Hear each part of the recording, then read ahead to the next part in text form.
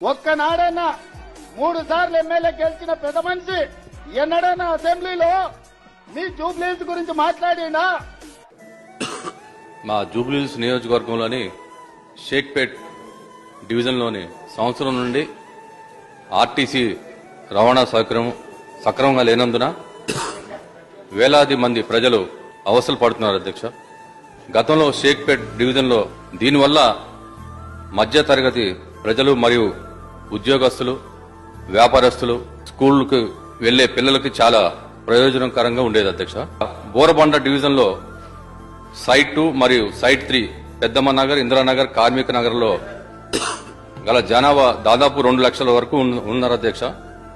వారి బస్ సౌకర్యం లేక బస్ స్టాండ్ లో దిగి ఆటోల్లో మరియు నడుచుకుంటూ దాదాపు 2 కిలోమీటర్లు ప్రతిరోజు ఆటోలకు దాదాపు 10 నుంచి 20,000 రూపాయలకు 20,000 రూపాయలు ఖర్చు అవుతుంది అధ్యక్ష వాళ్ళకి. జూబ్లీహిల్స్ అసెంబ్లీ కాన్స్టిట్యున్సీలోని Serilingampally zone, Yousufguda circle 19 survey number 133లో రోడ్ వైండింగ్ ఇష్యూ అధ్యక్ష. ఇది ఎర్రగడ్డ డివిజన్ కి సంబంధించింది. ఈ సమస్యని పరిష్కరించాలని చెప్పి జూబ్లీహిల్స్ ప్రజల తరఫున నేను కోరుకుంటున్నాను అధ్యక్ష.